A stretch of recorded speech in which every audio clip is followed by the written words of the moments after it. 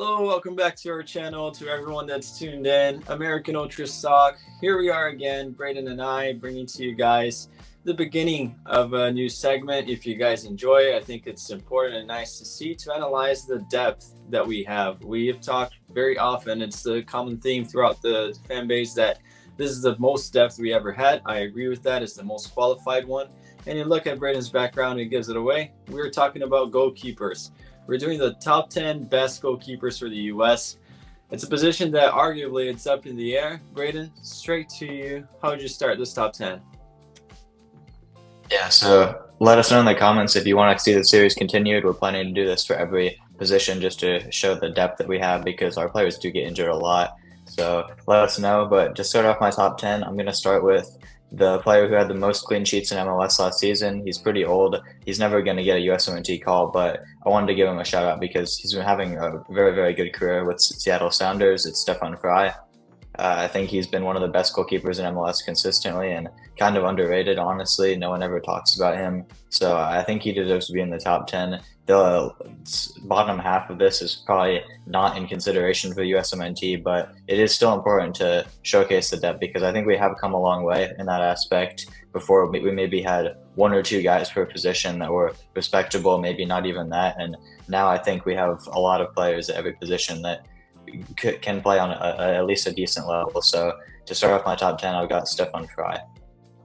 It's a great shot. I think it's deserving, very suiting to include him here. I'll start with calendar. I'll put it in 10th place. I know it's very low. I may get some hate for this, but I truly think that he's the 10th best goalkeeper that we have available in our pool, envisioning the 26 cycle. So I'll start off with him. Who's next on your list, Braden? Yeah, so number 9 is going to be our starting keeper from Camp Cupcake in January against Slovenia, Patrick Schulte. He looked all right. He's been all right for the Olympic team as well, but that goal wasn't honestly a great showing from him. He made a couple mediocre saves as well, but really it's the bare minimum. I don't know why the USMNT Instagram was hyping it up like he's the next Neuer. But I think he comes in at number 9. He's still definitely in there, and he's still in contention for the future because our third spot especially, and honestly all of our goalkeeper spots are up for grabs. Yeah, that's a fair one. Yeah, I don't know why that Instagram post was made, and a lot of people in the comments were really like, that's a high school goalkeeper save. Let's be honest. It really is. It truly is. But I'm going with Slonina. Maybe I'm placing him very low here. Some people may think it's very low, but I don't think that he's as ready as people think. I think that he's getting better experience there in Belgium. Ultimately, it's best to be playing than just be playing U23 games. It's more meaningful, but I honestly, from what I've seen, I'll put Slonina in 9th. It's very hard, very harsh, and I know I'll get hate for this, but truly people don't really watch. They just go by app ratings and give the excuse that, oh, his defense is not good. But again, you're conceding 5 goals a game, basically. You can only do as well as you can, but look at some of the mistakes he has made. It looks atrocious, really. I think that if Slonina didn't have that contract with Chelsea and went from Chicago Fire to Open directly, people wouldn't have this much hype surrounding him. And I think that some of the mistakes are absolutely atrocious. So I have to put him in 9th place. I hope I'm wrong, and I truly think that he can be the future goalkeeper for us for many years to come. But looking for 26, I don't think it's looking likely for him to be deserving of a call-up. That doesn't mean that he won't get one. Who's your next one, Braden? Yeah, speaking of the future and a guy who I think hopefully can become our future number 1, I'm going with Jacob Kochen at number 8. Might seem high for a player who's so young, still 17 years old, but he's into the Barcelona first team, even though he's the 4th choice, maybe even 5th choice goalkeeper for them. It's still impressive that he's training week in, week out with the first team of Barcelona, one of the biggest clubs in the world, and that alone, I think, merits his situation here ahead of some of the other players who are MLS lifers, in all honesty. And yeah, I think he has a really bright future. I'm really hoping he chooses us over Spain, Venezuela, Peru. Spain have been making a push lately. They're very interested in him, but I think he will stick with us because we give him a better path and a much easier path to the first team, to the number 1 spot. And I think he could, if his progression keeps going as planned, he could be our starter in 2030. And I really hope he is because the current crop of goalkeepers we have is not up to par. Yeah, he has a lot of promise around him, and I think that it's a good thing that Spain is making a push for him. It's a testament and testimony to his quality, really. And I think maybe he's one loan away from getting a bunch of games, perhaps doing well and getting thrown into the first team, I think that we should definitely just captain him. And honestly, why not give him a chance? I think that he truly is one loan away from getting 15 good games and getting a call up to the senior team. So maybe even for 26. But I'm going for the next player. I know I'm going to get hate, but I don't think he's a good goalkeeper, really. Just on level of experience and how regularly he plays. But he makes, I think, in my opinion, the biggest amount of shockers in this list. Celentano. I'm going to put him here. A lot of people like Celentano for whatever reason. They comment and say that but we do have a lot of fans that say, oh, so might as well call him up.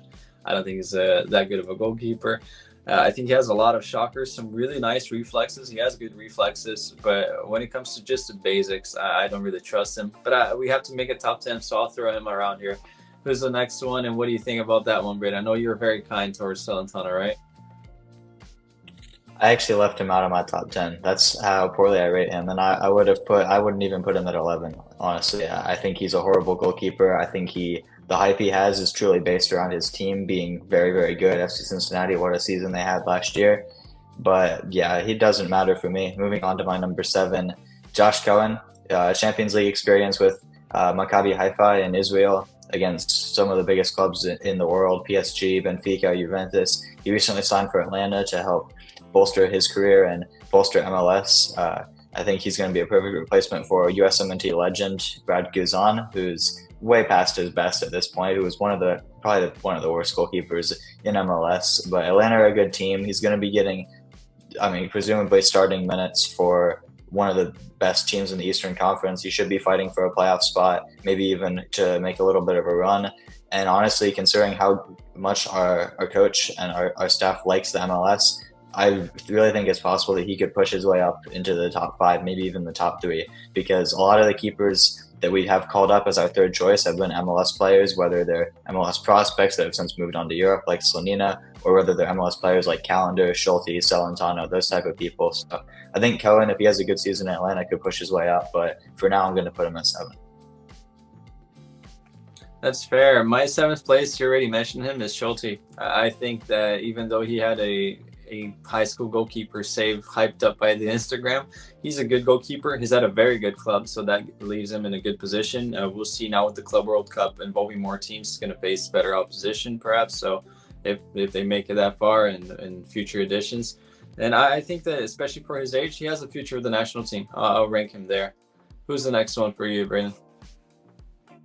Yeah, just before the top 5, number 6, I'm going to go for a player you already mentioned, Gabriel Slonina. Many see him as the future of our number 1 spot. I hope he can fulfill his potential that we've seen. You said, you made a good point, I think, that if he didn't have the Chelsea contract, he wouldn't get this much hype. But to disagree with that a little bit, there is a reason he has the Chelsea contract. I know Chelsea basically buy every young player at this point, but there's a reason they bought him in particular. He shows a lot of promise. He was good at the U20 World Cup. He was good for the Chicago Fire before making the move, although honestly not the best goalkeeper that they've produced. Even recently, but he has shown promise. It's an unfortunate season at UPenn. Some of the blame can go to him. A lot of the blame can go to his defense. The reality is they're not a very competitive team. He only has 2 clean sheets this year, which it's safe to say it hasn't gone to plan for him, but I have faith. He's still such a young player. He can still get back on track, and even though he is bad, I think on the quality, I put him a little bit lower, but the upside that he has, the fact that he's already been called up into several USMNT camps as a third choice, I think it bodes well for his future. So I'm going to put him at 6. That's fair. Yeah, and I absolutely agree with you. He's such a young goalkeeper. Goalkeepers usually tend to mature and try to enter their prime around 27, really. So he has a lot of time ahead of him. I just think it's a bit unfair too with the expectations that the fans have on him. But now I'll mention my next player. It is actually coaching. I know he's just quite high really for his age, but I truly think that if there is this amount of hype, not only hype, but justifiable, if you're getting, even in the bench, getting the matchday squad as a goalkeeper with that age, that young, for that size of a club, it means something. That's something that relatively we can compare them to. Slonina never really got that many matchday squad selections. So I truly think that his stock is really high for the future as well. The position's up for grabs. You never know if he gets a loan, gets an opportunity in Copa del Rey somehow, someone gets injured. Yeah, he is the next man in line, really. So I think that I'm very high on him. I'll put him just outside the top 5, obviously because of the age. I can't include him in the top 5. I would be ludicrous to do that. But getting started in the top 5 best goalkeepers that we have available in our pool, who's the first one to make the entrance? One thing I will say in defense of Slanina over Kochan is that I think if he was still at Chelsea, he would be in the matchday squad. Obviously not as a starter or anything, but I think he would be there as a third choice or something. And honestly, him getting loaned out and getting consistent game time is probably better than sitting on the bench as a fourth choice at Barcelona, as prestigious as that is. So honestly, I think his career move was a little bit better than what Kochan's doing right now. But getting into the top 5, I mentioned Slanina is probably not the best goalkeeper the Fire have produced. I'm going to go with the other one that's there right now, Chris Brady, the probable Olympic goalkeeper. If Slanina keeps getting rejected calls from UPenn, or if he honestly just keeps playing the way he has been and Brady keeps performing, he's definitely going to make a jump to Europe pretty soon, probably another season or two in MLS. And our goalkeepers, we have a pretty young group with Kochan, Slanina, and Brady that are kind of defying the odds because, like you said, goalkeepers tend to mature much later. It's the same for center backs. They're always hitting their prime a lot later than strikers or midfielders are. So to see a goalkeeper at this level, or even 2 or 3 of them in this pool, is honestly special. And I think Brady, I wouldn't be against him being included in the main team as long as that doesn't coincide with the Olympics, because I think that is still the most important thing for him to be our starter at the Olympics. But yeah, I rate him pretty highly. I have him in my top 5 for talent now, and for the future, I'd have him even higher. Agreed. I think very high on him. And he's been with this squad ever since the days that him and Paxton were the biggest guys that qualified us to the tournament in the first place. So, but I'm going starting my top 5 with Cohen. You already mentioned him. I put him a little bit higher because I think that he can truly break through in the eyes of a lot of American fans. He's going to be playing for a club that, let's be honest, they have a really good squad. They're reshaping. I think that they're going to have a good season. I hope so. Great stadium, great place. The U.S. headquarters are moving to Atlanta as well. Not to say that there's going to be any bias, but he will be in the spotlight. And I think that there is a very high chance, a very high likelihood for him to perform well and get some call-ups this upcoming year. It's a position that's up for grabs. You never know what could happen. So and the experience that he has had as well, it's valuable. He's valuable. I think that players that play out in not mainstream leagues, it carves out a little bit of character. So it'd be nice to see. I'll include him in fifth spot. Now, who's the next one on your list? So moving into number 4 and the position just before the top 3 that would be called up to the World Cup right now if we were going to have that roster put out, or Copa America in the summer, I'm going to pick Drake Callender. I have him a lot higher than you have, but honestly, I know it may be a little bit of is the Messi hype, but in all honesty, as soon as Messi joined, he turned into a different beast. He's one of the best goalkeepers in MLS, especially during that Leagues Cup run where they went and won the tournament. He was unplayable on his day, honestly. He looked so good. And even for the USMNT, I haven't really seen him make any mistakes, something that Salentano does a lot of, just to throw another little shot there. But I haven't seen anything from Callender that warrants him being dropped, honestly, especially from a third choice spot. To give some of our younger players some experience at the youth level, I think it's fine to have a more experienced player take up the last roster spot there. So I'd be fine with Callender getting the call up, but I'm going to have him at 4 for now. Yeah, perfectly fine. I did place him very, very low here in this list, but you're right. It hasn't done much wrong, and I think that even if he got a call up, if the World Cup was tomorrow and he was included in the squad, I wouldn't have that much of a problem with it, really. This is a crazy shout, really. This is a Hail Mary right here. It may be, if we'll see what happens, but it may be a genius call or the most ridiculous one ever. I have Zach Steffen. I have Zach Steffen in 4th. I know that his career has panned out horribly, really. And even if you watch the highlights, go watch Daryl Dika's brace when he scored a brace against Steffen last year in the match West Brom and Borough. Steffen was horrible, really. I thought that he had a terrible season last year. This year, we'll see what happens. He's back in the MLS for the Rapids. Props to them for the window as well. But I truly believe, at one point in time, I truly thought that he had the talent to be the future number 1. I think that everyone has at some point. And I'm just hoping that he truly tries to change things around. He has a foundation there. His entire family has come out and said that he's a different guy now. He said he's going to be a different beast this year. Let's see what happens. I'll put him in 4th spot because I still have some faith in the talent, really. But it is insane call. If Greg calls him tomorrow, I would say that Greg's dumb. But I'm placing him in 4th for 26. I think that he can salvage his career. Now, starting in the top three, who would be the backup to the backup if the World Cup was to be played this year, Braden, and makes the third spot on your list?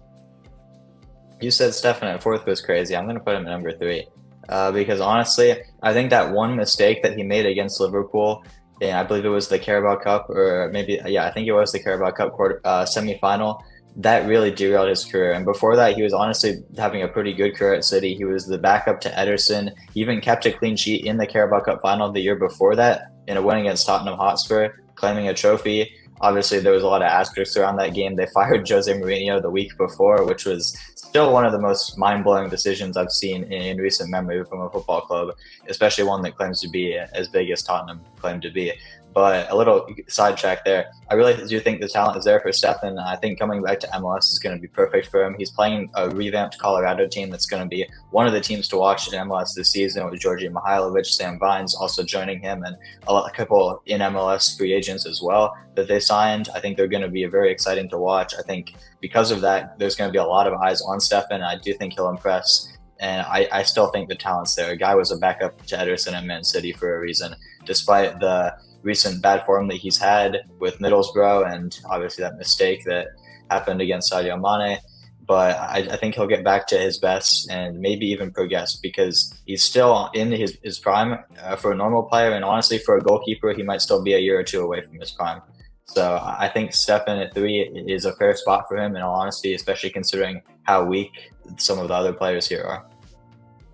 No, perfectly fine. I'm happy that you somehow agree with me and our views align because he has the talent. And you're right, that one mistake really did change. It's funny how he really does shape up how the career can go. But yeah, let's hope that he does well because I think talent-wise, he may be the highest one here out of the experienced keepers that we have. In third place, I feel bad saying this, but I'll place the guy that fits perfectly well in this spot. He never plays. Third place goalkeeper, the backup to the backup of the backup, never is really going to see a minute in a World Cup.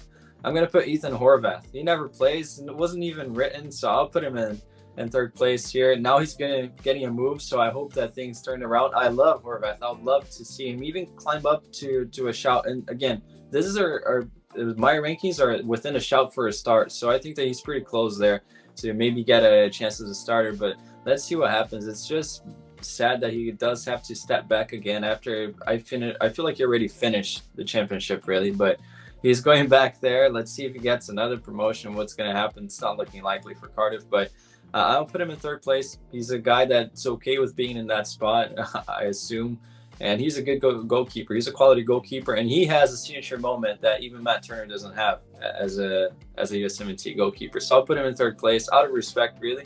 And for the competent, he's a very competent goalkeeper. I'll place him there.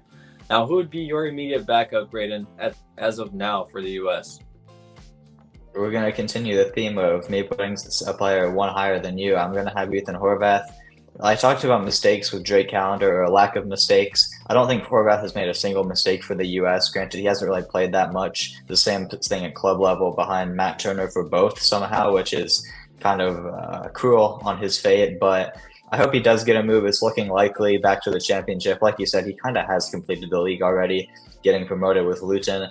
But honestly, as long as he's getting game time, I'm happy because the situation he's in at Nottingham Forest, potentially going to be the fourth choice keeper now that they're looking for a new one. It's just not something he deserves to go through, especially the fact that he has to sit on the bench for the USMNT as well. Like you said, he has the signature moment, one of the most iconic goalkeeper moments in the last decade for a USMNT player, maybe even for players in general. I think it's top five, that penalty save against Mexico. And yeah, honestly, if he was getting consistent game time, I think he'd honestly be close to number one. But it's just a shame the way that his situation has worked out because no clubs have seemed to respect him.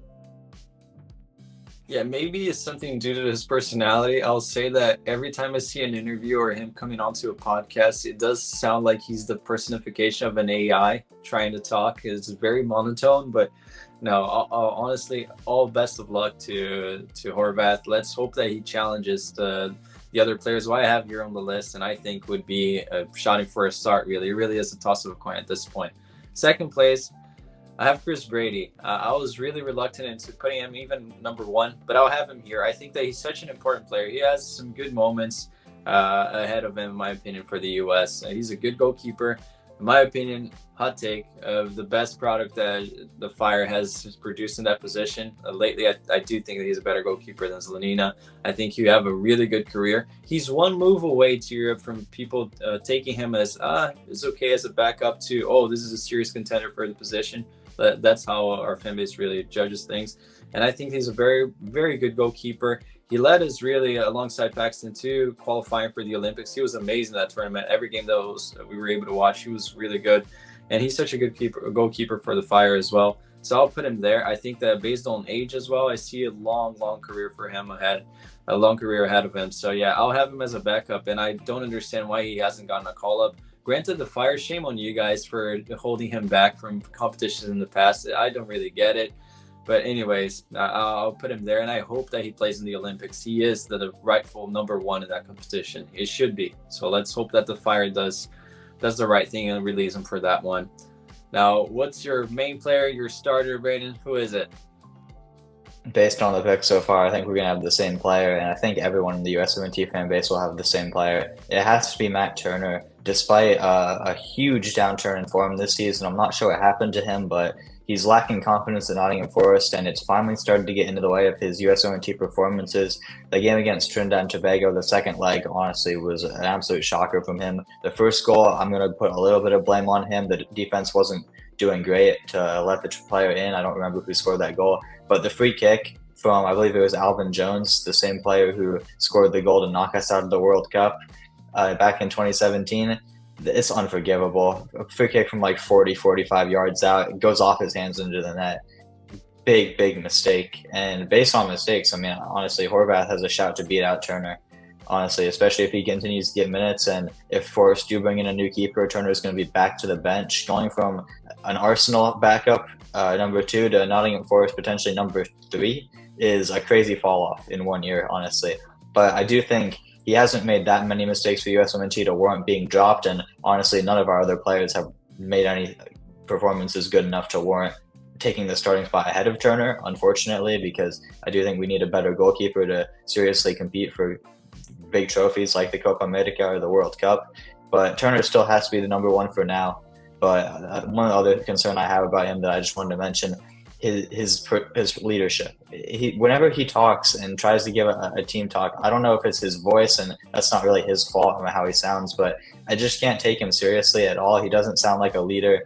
And from a goalkeeper, you need to know how to command your back line and command the team. And we already saw that against Brentford when he failed to position his wall and command it properly. And Ivan Toney scored a free kick as a result of that. So just another concern about Matt Turner. There seems to be a lot of them this season, but for now he is still the USMNT #1, and we'll continue to root for him as long as he stays there.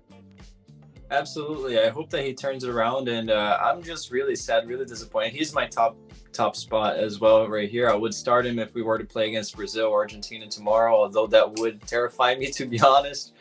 But what really saddens me is props to him for taking the leap, not being satisfied with staying as a backup at Arsenal, going to Forest, testing himself. But this is what happens. You get exposed when you're not at the level that you go to. And I don't think he is a Premier League level starter. I think it's clear to see. There's a reason why Forest went for another goalkeeper, and they're going for another one now as well. I don't think that he has done anything to cement himself as a starter there. I don't think it's unfair on him. I don't think that all the team sucks. That's why he's conceding. I think that there is a huge confidence issues. And I think that for a goalkeeper, confidence has to be, I'm not a goalkeeper, I was never a goalkeeper, but it has to be one of the most crucial things for you to perform. And he doesn't seem assured even coming out of his box, really. He's always second guessing himself. And you said, I don't think that, again, it's not his fault, but the way that he sounds, it doesn't really revoke too much assertiveness, really, to command a backline. So it's sad to see. I mean, the fact that I'm saying all these things and he's still my #1, it does mean one thing. I think that this position is up for grabs, and all of the names that we listed, bar one or another, may have a realistic chance of getting that spot. I don't know if by 26, but by 30, definitely. I think that Turner's still within age that it wouldn't be unrealistic to say he'd play there. But quite frankly, I hope that he's not the starter by 26, really. So that's my top 10.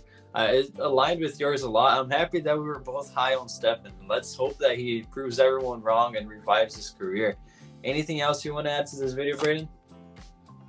I hate to bash on Turner, but one more thing that I just remembered. If Forest do buy another goalkeeper this window, there's a very real possibility that just like Ethan Horvath in the first half of the season, Turner is completely left off of their Premier League list because they do have a Greek ownership. That's why they bought Vlachodimos. And considering they only brought two keepers or registered two keepers for the first half of the season, it's very likely that they only register two keepers for the second half of the season as well. And if they do buy another keeper, it's hard to imagine the Greek ownership leaving off their number one, Vlachodimos, a Champions League quarterfinalist with Benfica, for some American guy who honestly hasn't really impressed. So that's a very real concern. If that does happen, Turner needs to leave ASAP before his career goes even further down the window. Yeah, he had one good game all season against Chelsea. That was it, really. And before anyone says that mistake against Liverpool, I'm sorry, I feel like we're roasting Matt Turner now. But before anyone says that mistake against Liverpool was the only shocker he had, and that was the beginning of the end, watch the first goal. He parries it right next to McAllister's foot. So, yeah, but I don't want to bash on him any longer. Let's hope that all of these guys turn up a notch, really, and give us the best platform to succeed during the summer. I think we have some. You're right. I don't think we ever had that many youngsters really within a shout for even a first team call up. So let's hope that they do well. And before we go, I want to thank everybody that commented in the last video. We see a lot of new subs. Thank you guys so much for being a part of the channel. We are loving to watch the interactions in the comments below. We'll do our best to reply to them. Make sure that you can share. If you can share it to one of your friends, we have some big news coming up. We're thinking about a giveaway. But please comment down below who would start for you. Who would you call up? You don't need to do a top 10, but if you want to, you're more than welcome to. We'll have a blast commenting with you guys. So thank you. Make sure you leave a like, subscribe, and share with your friends. We'll see you next time.